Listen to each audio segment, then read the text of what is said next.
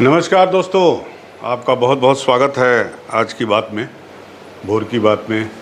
अब से आधे घंटे तक हमारी बातचीत होगी आपसे, और ये बातचीत होगी आज की खबरों पर जो थोड़ी इंटरेस्टिंग है, और साथ ही साथ जो है वो खेल पे बात होगी।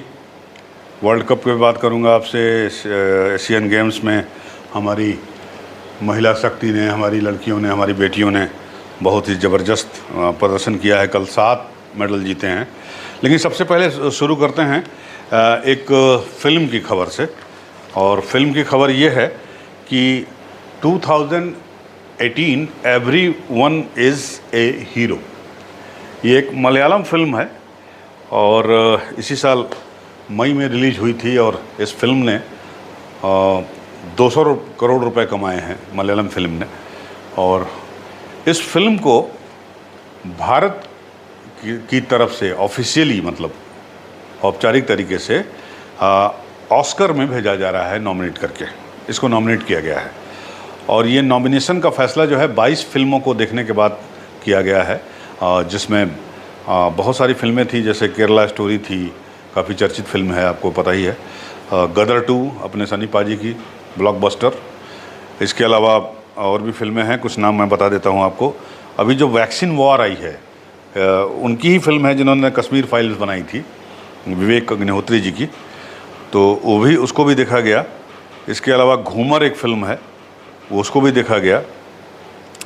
मिसेस चटर्जी वर्सेज नॉर्वे, ये रानी मुखर्जी की फ़िल्म थी, आपने देखी होगी, बड़ी अच्छी फ़िल्म थी। एक माँ की कहानी थी इसमें, अपने बच्चों को वापस लाने की।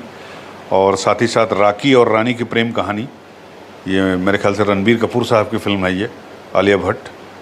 जिग्वाटो और गदर 2 और केरला स्टोरी, इसके साथ मिला के करीब 22 फिल्में और देखी गई। लेकिन ज्यूरी ने अल्टीमेटली जो है इस Malayalam film 2018 everyone is a hero को चुना।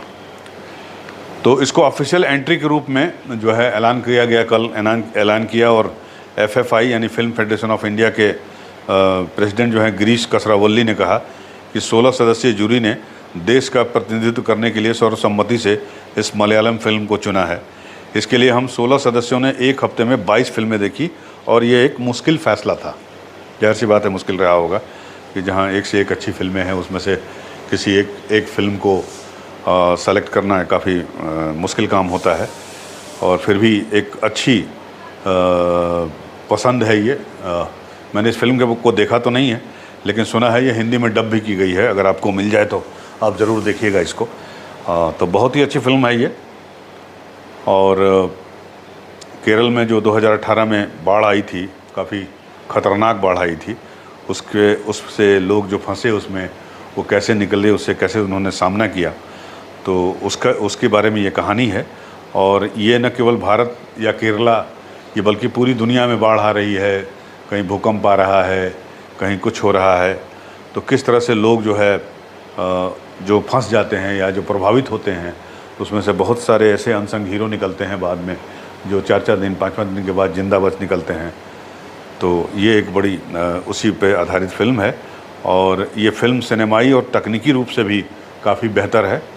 मतलब इसकी सिनेमेटोग्राफी, मतलब इसके कैमरामैन जो होंगे, और टेक्निकली जो इसमें तकनीक यूज़ किया गया है, वो भी काफ़ी उत्तम क्वालिटी का है। और इस फिल्म में जो है टोविनो थॉमस, आसिफ अली और अपर्णा बाल मुरली समेत कई कलाकारों ने काम किया है। और टोविनो थॉमस इस वक्त एम्स्टर्डम में हैं, और जहां पर इस फिल्म के लिए उन्होंने सर्वश्रेष्ठ एशियाई अभिनेता का पुरस्कार जीत लिया है। तो बधाई इस फिल्म के पूरी टीम को। और हम उम्मीद करते हैं कि ये फिल्म जो है ऑस्कर में कुछ न कुछ भारत की तरफ से जो है नाम करेगी, अंतिम 5 में जो है पहुंचेगी। लास्ट ईयर जो है हमारी 2 फिल्में थी ना, एक तो RRR और जो है वो द एलिफेंट ऑफ विस्पर्स। तो RRR में नाटू नाटू को आपको गाना याद ही होगा कि बेस्ट ओरिजिनल सॉन्ग का उसको अवार्ड मिला था, और इसको जो एलिफेंट विस्पर्स में इसको बेस्ट डॉक्यूमेंट्री शॉर्ट श्रेणी में अवार्ड मिला था। और इसके पहले लगान गई थी आमिर खान साहब की फ़िल्म, आपको पता होगा। तो ये फिल्म से स्टोरी थी। और फिल्म के बाद बात करते हैं तीज त्यौहार की। तीज त्यौहार का मौसम चल रहा है, शुरू हो गया है। आज अनंत चतुर्दशी है। आज गणपति बप्पा हमारे जो है वो आज उनकी विदाई हो जाएगी। तो बोलते हैं गणपति बप्पा मोरया, अगले बरस तू जल्दी आ। गणपति बप्पा सबको आशीर्वाद अपना देकर जाएं।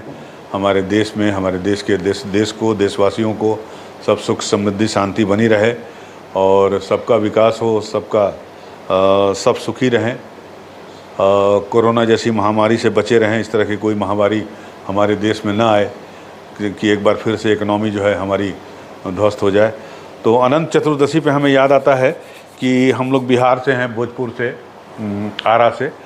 तो अनंत चतुर्दशी के दिन जो है वो दोस्ती और सेवई बनती है। दोस्ती बोले तो रोटी की तरह होती है। अम्मा हमारी बनाती थी, हमारी पत्नी भी बनाती हैं।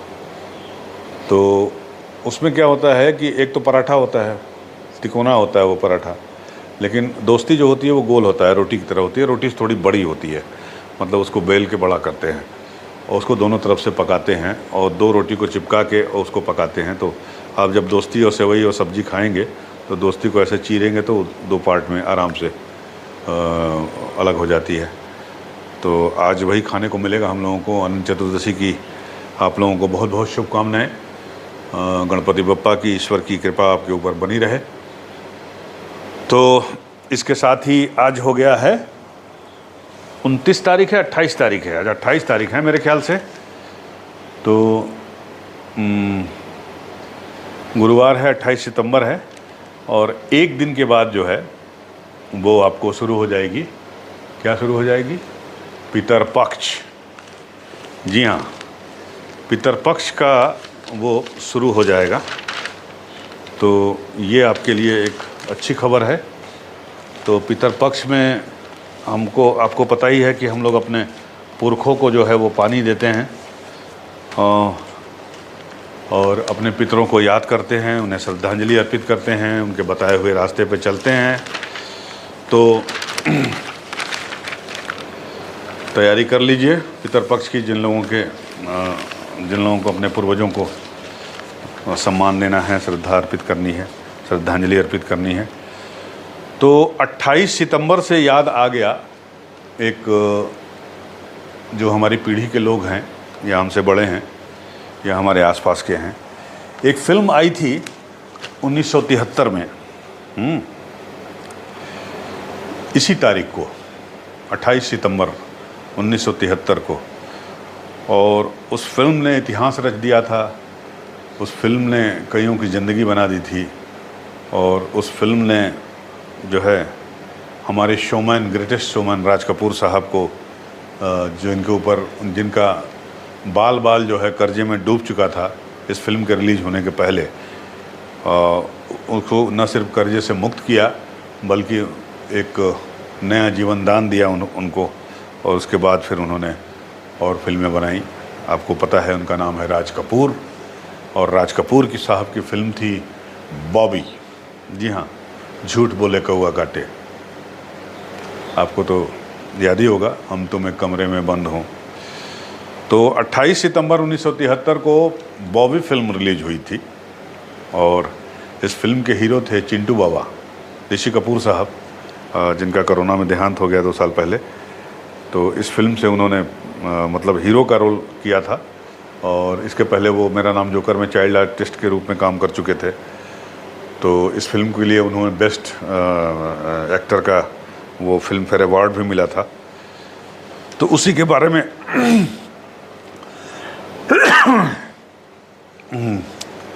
थोड़ा सा छपा है इसमें, आपको बता देता हूँ। अपनी पहली हिंदी फिल्म सपनों के सौदागर के हीरो राज कपूर का कहना ड्रीम गर्ल हेमा मालिनी ने कभी नहीं टाला था। ये अमर उजाला ने इस पे एक स्पेशल आर्टिकल लिखी है बिंदास के नाम से। तो वो मैं आपको सुना देता हूँ कि राज कपूर की मल्टी स्टारर फिल्म मेरा नाम जोकर जब फ्लॉप हुई तो उन्होंने नए चेहरे के साथ कम बजट की फिल्म बॉबी बनाने का फैसला किया। घर के लड़के चिंटू को हीरो बनाया और एक नई लड़की डिम्पल को हीरोइन। फिल्म के मुहूर्त पर पहुंची हेमा मालिनी को अब भी याद है कि कैसे एक चुलबुली किशोरी उन्हें फ्रॉक पहने वहाँ फुदकती दिखाई दी। जब उन्हें पता चला कि यही फिल्म की हीरोइन है तो वो बहुत खुश हुई।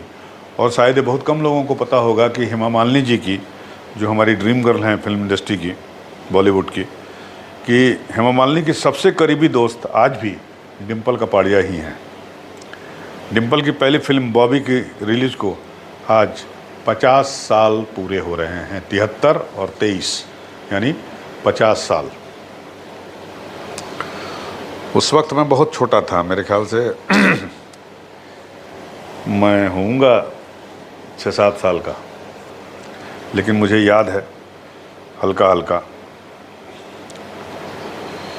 फिल्म बॉबी 28 सितंबर 1973 को रिलीज हुई। यह दौर था जब सलीम जावेद ने अमिताभ बच्चन को जो है एंग्री यंग मैन के रूप में पेश कर दिया था। और वो फिल्म भी आपको याद होगी, उसी साल आई थी, जंजीर, जिसने बॉलीवुड की इतिहास को बदल दिया।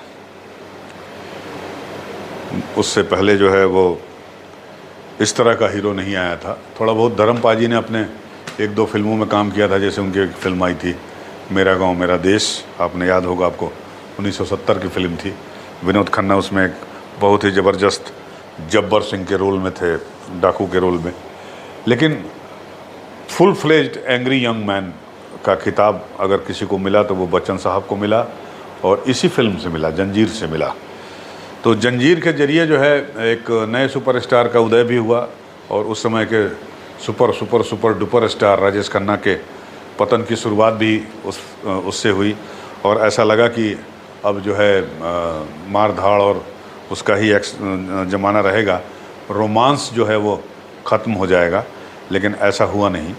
बॉबी ने बॉलीवुड की रोमानियत को, रोमांस से भरी स्टोरीज को ज़िंदा रखा। और उसके बाद ऋषि कपूर साहब ने ही कई फिल्में ऐसी की उसके बाद भी, बच्चन साहब की आंधी के दौर में भी, जो कि हिट हुई, और वो रोमानी फिल्में थी, रोमांस वाली फिल्में थी। तो इस रोमांस को ज़िंदा रखा था इस फिल्म ने, बॉबी ने। तो इसमें भी लिखा हुआ है कि सलीम जावेद ने अमिताभ बच्चन के कंधे पर बंदूक रखकर अपने पुराने अजीज राजेश खन्ना के रोमानी सामियाने में फिल्म जंजीर से छेद कर दिया। आपको पता होगा कि जंजीर के लिए बहुत सारे लोगों से अप्रोच किया गया था। उसमें पहले राजेश खन्ना भी थे, राजकुमार साहब भी थे अपने, दिलीप कुमार साहब भी थे, धर्मेंद्र भी थे, लेकिन सब ने मना कर दिया। तब सलीम जावेद ने अमिताभ बच्चन साहब को चुना था और जंजीर से छेद कर दिया। लेकिन उसी साल रिलीज हुई बॉबी फिर से माहौल में रोमानियत का नया इंद्रधनुष ले आई। बॉबी की सफलता में गानों का बड़ा हाथ था, ये तो आपको पता ही है। गाने एक से एक, हम तुम एक कमरे में बंद हो और चाबी खो जाए, ना मांगू सोना चांदी ना मांगू हीरा मोती, ये मेरे किस काम के, देती है दिल दे बदले में दिल ले, ये भी आपने सुना होगा। तो एक गाना था झूठ बोले कौआ काटे। तो इस गाने के बारे में भी लिखा है इसमें, अमर उजाला में, कि फिल्म बॉबी का एक गाना जो महिला संगीत और नाटक नकटोरा में खूब लोकप्रिय हुआ था, वो था झूठ बोले कौआ काटे काले कौए से डरियो। ऋषिकेश मुखर्जी साहब ने झूठ बोले कौआ काटे नाम से 1998 में एक फिल्म भी बनाई, और ये गाना और फिल्म का एक अन्य गाना ना मांगू सोना चांदी मध्य प्रदेश के उस समय के दिग्गज कांग्रेसी नेता विट्ठल भाई पटेल ने लिखे थे। नाम तो मैंने भी सुना है। सागर से विधायक रहे पटेल, अपने सूबे के कई सरकारों में मंत्री भी रहे, और यही गाना, ये जो गाना है, दोनों हिट गाना, ये विट्ठल भाई पटेल साहब ने लिखे थे और बड़े ही मकबूल हुए थे, बड़े हिट हुए थे ये गाना। तो अब इस गानों की बात चलें तो इसमें लक्ष्मीकांत प्यारेलाल का संगीत था। ये ऐसा पहली बार हुआ था कि राज कपूर साहब की फिल्म में जो है शंकर जयकिशन साहब जो है वो म्यूज़िक नहीं दे रहे थे, लक्ष्मीकांत प्यारेलाल साहब ने म्यूज़िक दिया। और उसमें भी है मुकेश साहब ने गाना नहीं गाया, जो उनकी टीम के अहम हिस्सा थे। इसमें एक नए गायक शैलेंद्र सिंह को चुना गया, और मैं शायर तो नहीं, इसी गाने से उनका ऑडिशन हुआ। और ये गाना भी आपको तो याद ही होगा, ऋषि कपूर पे फिल्माया गया था ये फिल्म गाना। तो इनके बारे में भी लिखा हुआ है इस अखबार में कि फिल्म में ऋषि कपूर की आवाज़ बनकर लॉन्च हुआ एक नया पार्श्व गायक, शैलेंद्र सिंह, पुणे फिल्म इंस्टीट्यूट में इन्होंने एक्टिंग की पढ़ाई की थी। वो फिल्म बॉबी में ऋषि कपूर की आवाज़ कैसे बन गए, तो अगर इस बाबत उनसे पूछिए तो वो खुद भी हैरान होते हैं। शैलेंद्र सिंह बॉबी को याद करके चहकते नहीं, उल्टे उनके चेहरे पर थोड़ी टीस उभर आती है। यह दर्द है उन घावों का जो हिंदी सिनेमा की खेमेबाजी ने उन्हें दी है। आए थे एक्टर बनने, लेकिन उन्हें गायक बन गए, और गायक बन के भी उन्होंने शुरुआती में दौर में बड़े अच्छे अच्छे गाने गाए, लेकिन बाद में वो फिल्में गुटबाजी से अपने आप को मतलब वो नहीं कर पाए, मिक्स नहीं कर पाए, और धीरे धीरे उनके गाने कम होते गए। आवाज़ बहुत अच्छी थी या अच्छी है मतलब उनकी, शैलेंद्र सिंह साहब की, लेकिन वो फिर दूर हो गए। फिर उन्होंने अपनी म्यूज़िक कंपनी भी बनाई, लेकिन वो भी नहीं चली। तो खैर एक फ़िल्म में उन्होंने एक्टिंग भी की है रेखा के साथ। शैलेंद्र सिंह और रेखा की एक फ़िल्म थी, उसमें रेखा के बॉबकट बॉल थे। मुझे अभी भी उस फिल्म का पोस्टर याद है, मुझे याद नहीं आ रहा है। अगर आपको याद हो तो ज़रा कमेंट बॉक्स में बता दीजिएगा। मेरा नाम जोकर फ्लॉप होने के बाद राज कपूर संगीतकार शंकर जयकिशन के साथ काम नहीं करना चाह रहे थे। उन्होंने उन दिनों के सुपरहिट गायक मुकेश को संगीतकार लक्ष्मीकांत के पास भेजा और फिल्म बॉबी में संगीत देने की पेशकश की। लक्ष्मीकांत की पत्नी जया कुडालकर बताती हैं कि उन दिनों मुकेश जी राज कपूर साहब के कहने पर बॉबी में संगीत देने की बात लक्ष्मीकांत जी से करने आए थे। हाँ, तो उस समय प्यारेलाल जो है उस समय लक्ष्मीकांत के साथ नहीं थे। तो लक्ष्मीकांत ने कहा कि भैया अभी पूछ के हम बताते हैं थोड़ी देर में। तो बाद में जब उन दोनों की आपस में बातचीत हुई लक्ष्मीकांत और प्यारेलाल की, तो उन लोगों ने कहा कि भैया बॉबी फिल्म में हम लोग म्यूज़िक नहीं देंगे। क्यों नहीं देंगे? क्योंकि शंकर जयकिशन साहब जो है उन लोगों के गुरु थे, और शंकर जयकिशन साहब ही राज कपूर की टीम का अभिन्न हिस्सा थे। एक से एक गाने, दोस्त दोस्त ना रहा, प्यार प्यार ना रहा, ज़िंदगी हमें तेरा एतबार ना रहा, मेरा प्रेम पत्र पढ़कर दिए तुम नाराज मत होना, कैसे सदाबहार गाने। शंकर जयकिशन साहब के बहुत सारे गाने हैं राज कपूर साहब की फिल्मों के, अगर गिनाने बैठ जाऊंगा तो दिन निकल जाएगा, गाने का भी मन करेगा मुझे। तो नहीं देंगे। तब मुकेश ने उन दोनों को समझाया, मुकेश हमारे साथ, मुकेश साहब गायक जो थे, उनके भाई आप लोग नहीं करेंगे तो कोई और करेगा, इसलिए मैं चाहता हूं कि आप लोग ही करें। तो ये करते करते जो है लक्ष्मी प्यारे का ही मतलब मनाया गया उनको, और इस फिल्म में उन्होंने म्यूज़िक दी, और जो कि सुपर डुपर हिट रही म्यूज़िक। और इसी फिल्म से लता मंगेशकर को भी वापस लाया लक्ष्मीकांत प्यारेलाल जी राज कपूर के गुट में वापस, जो कि मेरा नाम जोकर के समय थोड़ा उनसे नाराज़ हो गई थी किसी बात को लेके। तो अब जो शैलेंद्र सिंह जो गायक थे, नए गायक थे, लता मंगेशकर के साथ उनको गाना गाना था, तो उनका ऑडिशन लिया लक्ष्मीकांत प्यारेलाल साहब ने। तो शैलेंद्र सिंह ने उन्हें राजेंद्र कृष्ण का लिखा और आर डी बर्मन का संगीतबद्ध किया फिल्म बॉम्बे टू गोवा में किशोर कुमार का गाया गाना गाकर सुनाया, देखा ना है रे, सोचा ना है रे, रख दी निशाने पे जा, जो बच्चन साहब पे फिल्माया गया था बस के अंदर, अरुणा ईरानी और बच्चन साहब पे। तो उस वक्त राज कपूर भी वहाँ मौजूद थे, और उन्होंने जब ये आवाज़ सुनी तो उन्होंने तुरंत हाँ कर दी।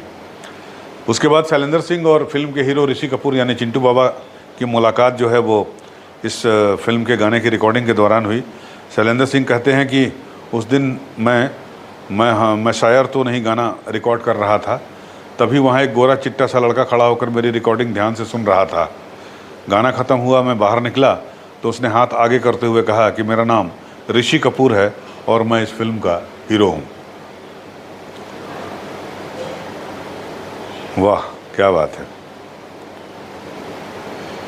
शैलेंद्र सिंह ने पुणे फिल्म इंस्टीट्यूट में एक्टिंग सीखने के साथ साथ संगीत सीखना भी शुरू कर दिया था। वो राष्ट्रीय पिक्चर्स के लिए दफ्तर गए थे फिल्म में हीरो का चांस पाने की खातिर। अपनी फ़ोटो छोड़ने के बाद वहाँ से उन्हें फिल्म बॉबी में गले का हुनर दिखाने के लिए भेज दिया गया था। राष्ट्रीय प्रोडक्शन में गए थे हीरो बनने, लेकिन राष्ट्रीय प्रोडक्शन वालों ने उन्हें गाना गाने के लिए वहाँ भेज दिया। उनको पता होगा कि इनकी आवाज़ थोड़ी ठीक ठाक है। अच्छा, इस फिल्म का क्लाइमैक्स जो है उसको भी चेंज किया गया। आपको पता होगा कि इस फिल्म के क्लाइमैक्स में प्रेमनाथ की बिटिया होती हैं डिम्पल कपाड़िया, जो गरीब मछुआरे परिवार की सदस्य हैं, और प्राण साहब के बेटे होते हैं ऋषि कपूर, जो कि एक अमीर बाप के बेटे होते हैं। अमीरी और गरीबी की प्रेम कहानी थी ये, और किस तरह से जो है इस खाई को पाट कर दोनों अपना प्रेम जो है बरकरार रखते हैं, और आखिर में जो है वो भागने का फैसला करते हैं। और एक राजदूत की मोटरसाइकिल आई थी, छोटी सी बॉबी स्कूटर, जिसका नाम ही पड़ गया था बॉबी मोटरसाइकिल। बचा के जा बचपन जवानी, ये गाना था लक्ष्मीकांत प्यारेलाल का, आपको याद होगा। और इसी मोटरसाइकिल पर ये दोनों भागते हैं, चिंटू बाबा और डिम्पल कपाड़िया। और भागते भागते प्रेम नाम है मेरा प्रेम चोपड़ा। जी हाँ, प्रेम चोपड़ा साहब की एक छोटी सी अदाकारी थी इस फिल्म में, और प्रेम चोपड़ा साहब उस समय हिट भी हो गए थे। तो उनको ये रोल जब दिया गया था तो उन्होंने मना कर दिया कि भाई इतना छोटा रोल मैं लेके नहीं करूँगा। लेकिन प्रेमनाथ साहब ने उनको समझाया कि तुम ये रोल करो और ये डायलॉग तुम्हारा जो है वो सुपर हिट हो जाएगा। और जाहिर सी बात है कि आज भी लोग याद करते हैं उस डायलॉग को, प्रेम चोपड़ा साहब के, जो इस वक्त करीब 83-84 साल के हो चुके हैं, और ईश्वर उनको अच्छी सेहत अदा करे। तो ये डायलॉग आपने सुना होगा, प्रेम नाम है मेरा प्रेम चोपड़ा। वो डिम्पल कपाड़िया का जब हाथ पकड़ते हैं तो, और उसके बाद ये पकड़ के ले जाते हैं, फिर किसी तरह वो भागते हैं और भाग के नदी में कूद जाते हैं। तो उस वक्त जब ये फिल्म बन रही थी और जब इस फिल्म की शूटिंग शुरू हुई तो इसका क्लाइमैक्स यही था कि दोनों डूब के मर जाते हैं, जैसे इसमें हुआ था बहुत सारे सालों के बाद। 1981 में के बालाचंदर की फिल्म आई थी एक दूजे के लिए, जिसमें कमल हसन और रतिया अग्निहोत्री लास्ट में मर जाते हैं, और वो क्लाइमैक्स बहुत लोगों को उस वक्त पसंद नहीं आया था। तो उसी तरह 1973 में जब ये क्लाइमैक्स दिखाया गया डिस्ट्रीब्यूटरों को कि भाई साहब ये दोनों मर गए नदी में डूब के, ऋषि कपूर और डिम्पल कपाड़िया, तो वितरक जो है चिल्लाने लगे वहीं सिनेमा हॉल में ही, कहे कि ये तो कतई नहीं होगा ये। तो राज कपूर साहब भी थोड़ा सा मतलब डर गए, क्योंकि मेरा नाम जोकर उनकी फ्लॉप हो गई थी, और वो फिल्म जो है उन्होंने अपने पूरी मर्जी से बनाई थी, और उसमें किसी का कोई दखलंदाजी उन्होंने बर्दाश्त नहीं की थी।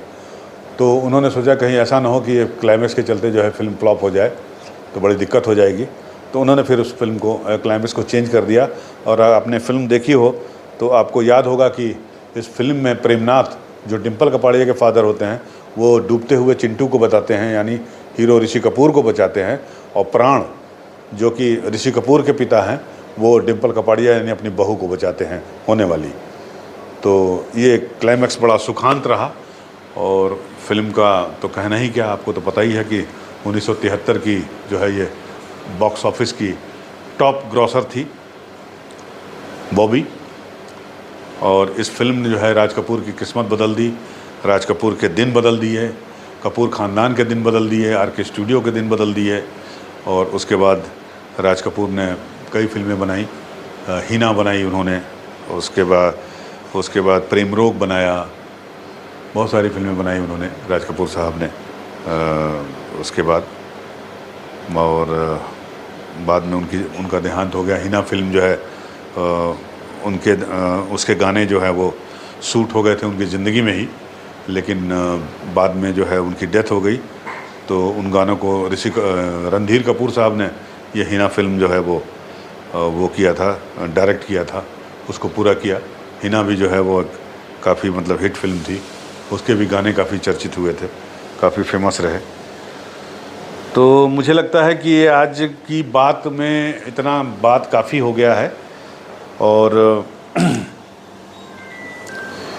मिलते हैं फिर आपसे अगली वीडियो में। तब तक के लिए नमस्कार। आप हमारे चैनल को लाइक करते रहिए, सब्सक्राइब करते रहिए, और अपना प्यार आशीर्वाद बनाए रखिए।